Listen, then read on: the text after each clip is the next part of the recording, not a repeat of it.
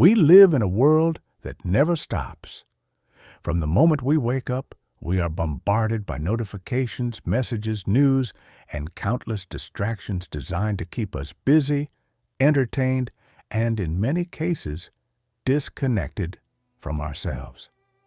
In this context, loneliness has become a phenomenon almost to be feared, as if it were synonymous with failure, sadness, or forced isolation.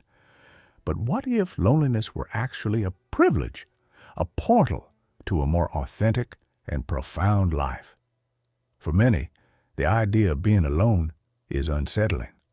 We've been taught that success and happiness depend on our social connections, how many friends we have, how active we are in our interactions, and how much we are recognized by others. However, there are those who see the world differently. There are those who, instead of fearing loneliness, seek it and enjoy it, not because they reject humanity, but because they find in it a source of clarity, creativity, and self-knowledge. If you have ever felt overwhelmed by the noise of the world, that trivial conversations drain you, and that you prefer the tranquility of your own thoughts over the clamor of society, you are not alone. Or rather, you are alone. But that is not a negative thing. It means you have reached an understanding that few achieve, that loneliness is not a punishment, but a state of freedom. Schopenhauer's perspective, loneliness as the fate of the wise. Arthur Schopenhauer, one of the most influential philosophers of the 19th century, saw loneliness in a radically different way than most. For him, it was not a sign of social failure nor a condemnation imposed by circumstances, but a natural condition for superior minds. Loneliness is the fate of all exceptional spirits. This statement was not merely a casual observation, but a conclusion derived from his pessimistic view of human nature. Schopenhauer believed that most people are trapped in an endless cycle of desires and superficial distractions. They seek the company of others not because they truly value those interactions, but because they fear facing themselves in silence. The vast majority of people need to be surrounded by others to avoid boredom, to fill an inner void that they don't know how to confront otherwise. But for the truly wise, loneliness is not a problem, but a gift.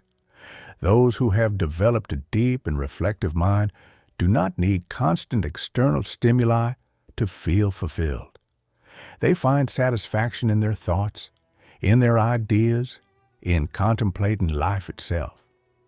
Schopenhauer argued that the smarter a person is, the more they tend to retreat from the noise of the world, not because they despise others, but because the constant bombardment of trivialities becomes unbearable. Superficiality, empty conversations, the need for social validation, all of that becomes an unnecessary weight for someone who has discovered that true wealth lies within. Loneliness as a path to self-knowledge. But why is loneliness so powerful? What does it offer us that social interaction cannot give?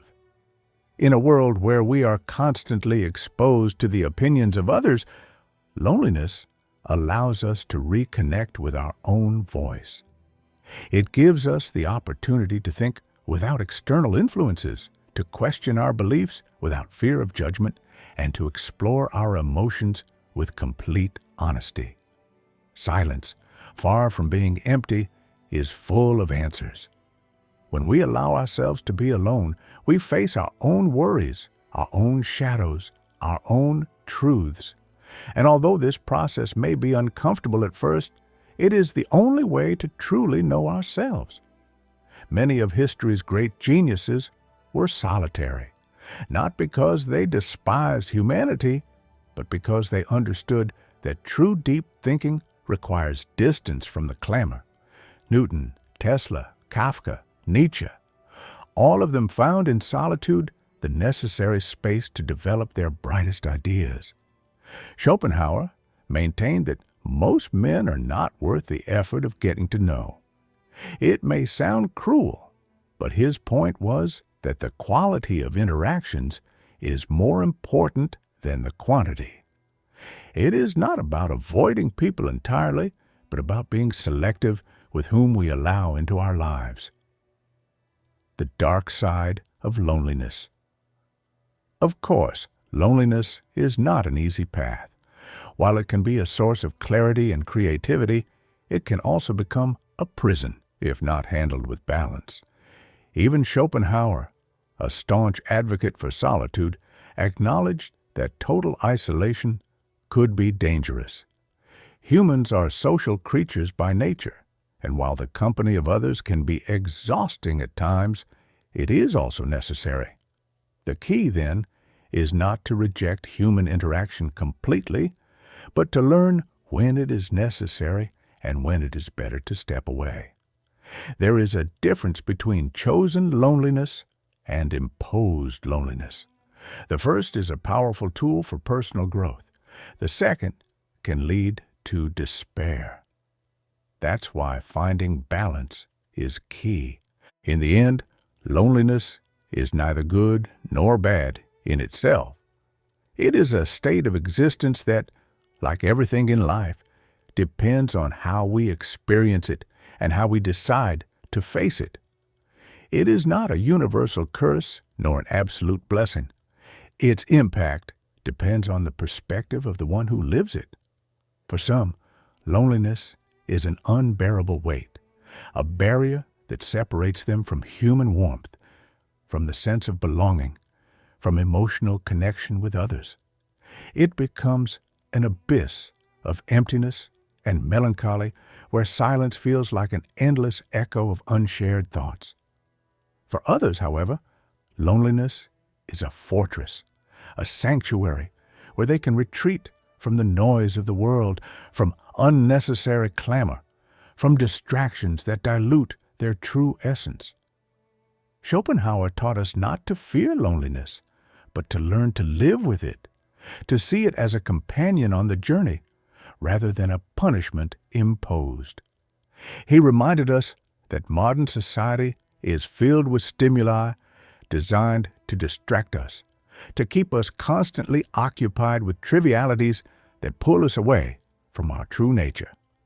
In this age of hyperconnectivity, where social media bombards us with carefully curated images of seemingly perfect lives, loneliness has become something many try to avoid at all costs. But is loneliness really the problem? Or is it the fear of being alone with our own thoughts that terrifies us? Because at the end of the day, loneliness confronts us with what we truly are. Without the distraction of others, without the need to project an image, without the pressure to fit into social standards, we are left with our naked essence. And this can be terrifying for some, because it means looking inside ourselves without filters, without excuses, without escapes. Loneliness reveals our insecurities, our deepest desires, our internal contradictions. It forces us to ask ourselves questions we might otherwise easily avoid. Am I living according to my values? Am I pursuing what I truly want, or simply what is expected of me? Am I happy in my own company, or do I need external validation to feel complete? The truth is that many people seek the company of others not out of a genuine desire to share, but from a deep fear of confronting themselves. They prefer to fill every minute of their day with noise and distractions rather than face the silence. But those who have learned to appreciate loneliness discover that it holds a unique opportunity for personal growth, for deep introspection, for a true understanding of life and their own emotions. Silence is not empty. It is full of answers. In solitude, one learns to listen to their own voice, to develop emotional independence that does not depend on external recognition. One realizes that happiness is not necessarily found in the number of people around us, but in the quality of our relationship with ourselves. Of course, this doesn't mean that total isolation is the solution. Even the most solitary of philosophers recognize that humans need, to some degree, interaction with others. Schopenhauer, despite his disdain for the superficiality of many human relationships, understood that social life has its place and importance. The key is not in choosing between absolute solitude and constant company, but in finding a balance, learning to enjoy our own company without relying on external validation, but at the same time recognizing the value of genuine connections, those relationships that truly enrich us rather than exhaust us. So, the final question is not simply, what does loneliness mean to you? But how do you live it?